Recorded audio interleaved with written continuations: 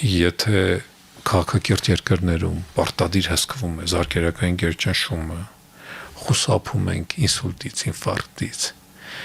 եթե մենք կարողանում ենք կազմակերպել համապատասխան հետազոտությունները, բարդությունները կանխարգելելու համար, ապա այս կարգի դեմենցիաները չեն զարգանում, մենք զերծ ենք մնում սրանից, ինչը մեր մոտ ցավոք սրտի մեծ խնդիր է։ Բացի դրանից, այլ հիվանդություններով պայմանավորված դեմենցիաները եւս քիչ չեն։ Շաքարային դիաբետի ժամանակ լինի, դիալիզով հիվանդների, երիկամային անբավարարությունով, քրոնիկական, այս բոլորը քայքայում են նյարդային հյուսվածքը։ Քայքայված նյարդային հյուսվածքի նշաններից մեկը լինելու է դեմենցիա։ Արդյոք կարելի է կանխարգելել անոթային դեմենցիան։ Միանշանակ այո, եւ այսօր մեր գլխավոր նպատակը, երբ որ հիվանդին բացատրում ես, որ եղբայր դու ունես արդեն խնդիր եւ մենք տեսնում ենք դու ունես միկրոանգիոպաթիա կամ գլխուղեղի բազմակի իշեմիկ լակունար օջախներ, հաջորդ քայլը լինելու է դեմենցիայի զարգացումը։ Դեղ պետք է խմես, դեղը ճնշումիջացնողն է, կարգավորողն է, խոլեստերինի դեմն է, արյունը ջրիկացնողն է, պարտադիր։ Հիվանդը սովորաբար այսպես, բժիշկ քո խաթր մի շաբաթ դեղը խմեցի, լավ, մի ամիս խմեցի, հո ես հիվանդ չեմ, այսօր հիվանդ չես, այսօր դու 40 տարեկան ես, ճնշումդ 200-ը 120-ի վրա է, դեռ չես զարգացել մեծ ինսուլտ։ 50 տարեկանում, երբ որ արդեն անոթների կարծրացումը, խոլեստերինով պատված, խանգարված արյան հոսքը բերելու է տրոմբոգոյացման եւ բերելու է իշեմիկ ինսուլտի, արդեն լինելու ուշ, որտեղ դրա հաջորդ քայլը բացի թուլությունից լինելու է դեմենցիա։ Ինչ եք կարծում, դրանով պիտի զբաղվի առաջնային օղակը, թե այնուամենայնիվ նեղ մասնագետը։ Դեմենցիայի խնդիրը մուլտիդիսցիպլինար է։ Մի հոգով չի լինելու ստեղ։ Պետք է լինի եւ ընտանեկան բժիշկը, որը պարտավոր է լինելու հսկել նրա վիտալ վիճակը, պետք է լինի նյարդաբանը, որը պարտավոր է լինելու հսկել նրա ուղեղի սնուցումը, զարգացումը եւ մնացածը, պետք է լինելու հոգեբուժը, որ կարիքի դեպքում ճիշտ կողմնորոշվի եւ այդ փսիխոտիկ փոփոխությունների վրա ազդի, պետք է լինելու սոցիալական աշխատողը, որ կարողանա կարգավորի եւ այլ, այսինքն մեկ մասնագետով մենք չենք ավարտվելու։ Ինչու է ոչ, օստեոպորոզն է այստեղ, վայրընկնելն է, փշրվելն է, եւս ավելի ծանր բեռ դառնալն է, հիվանդը չի գիտակցում, որ իրան չի կարելի այսպես անել, վայր է ընկնում, կոտրում այդ կոնքազրային հոդը, նորմալ գիտակցության դեպքում նա գիտի խելոք, որ 40 օր պետք է պարկի, դեմենցիայով տատիկին կամ պապիկին արի բացատրի, որ դու 40 օր պետք է, ինքը մյուս կողքի վրա է ընկնում, կոտրում մյուս հոդը, եւ այդպիսի դեպքեր շատ ունենք։ Այսինքն ամբողջ խնդիրը մենք պետք է տեսնենք թիմային աշխատանքի եւ մուլտիդիսցիպլինար մոտեցման մեջ։ Սարսափելի մեծ բեռը դեմենցիայով հիվանդի խնամքի սովորաբար ցիվիլիզացված երկրներում մնում է պետության, հասարակության վրա, ոչ թե ընտանիքի։ Ցավոք սրտի մեր երկրում առայժմ ընտանիքն է հոգ ստանում, այդ ծանր բեռը տանում հիվանդի խնամքի, բուժման եւ մնացածը։ Թեման, որ քննարկվում է, թեման, որը բարձրաձայնվում է, հստակ մեծ խնդիր է։ Ոչ միայն առողջապահական, նաեւ սոցիալական իսկապես։ Ինչ է դեմենցիան, որոնք են այն գործոնները, որոնք նպաստում են այս հիվանդության ավելի վաղ ի հայտ գալուն։ Դեմենցիան հունական ծագում ունի, դեն բացառում ենք, չկա, մենթոս, միտք, այսինքն մտքից դուրս։ Դա մի սարսափելի մեծ խումբ է հիվանդությունների, որի ժամանակ զարգանում է այս խնդիրը։ Երբ որ Ալցհեյմերի հիվանդության մասին ռադիոն, հեռուստատեսությունը ամեն օր սկսեցին խոսալ,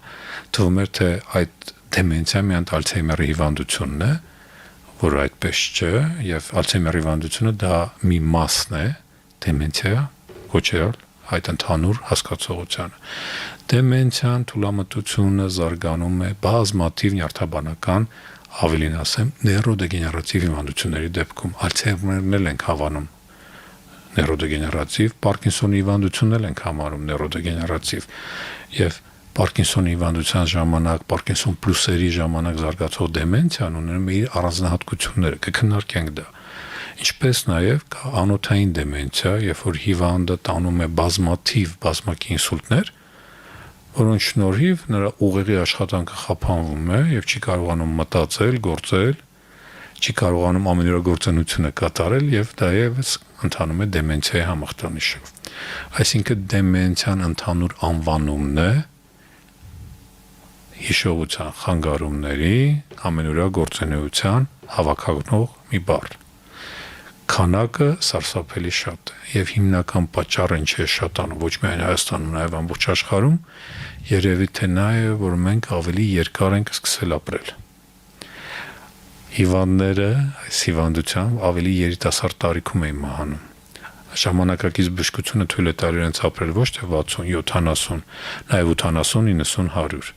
Եվ ինչքան մենք ծերանում ենք, այնքան ավելանում է նեյրոդեգեներատիվ ախտահարումների քանակը,